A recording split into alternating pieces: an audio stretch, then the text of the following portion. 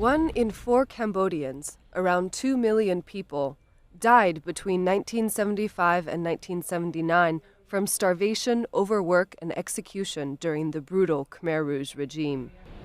Thousands were brought to this school in the capital, Phnom Penh, where a place of learning became a place of torture.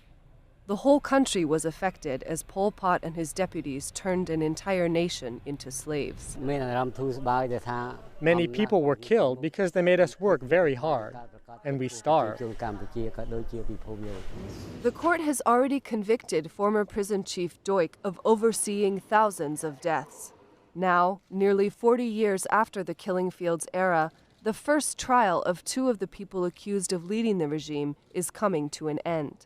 The closing arguments for brother number 2, Nuon Chia, and ex-head of state Khieu Samphan have started in the United Nations-backed special court. During 212 days of hearing, the judges have heard harrowing details of the expulsion of people from Phnom Penh in April 1975. This left the city a virtual ghost town, with residents forced at gunpoint to march to labor camps in the countryside. But the court has faced delays.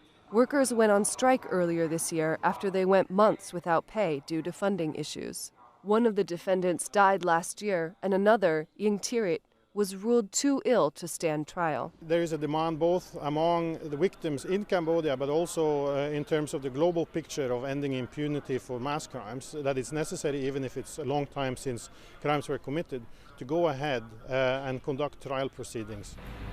For men like Yuk Chang, who survived the regime and has spent most of his life researching the atrocities, the court finally offers closure. We should not forget the past while we're moving on. We should learn from the past.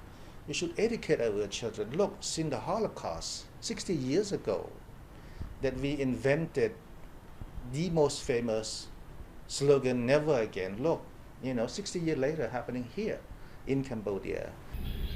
There are killing fields like this one all over Cambodia, where hundreds of people were executed each day during the Khmer Rouge regime.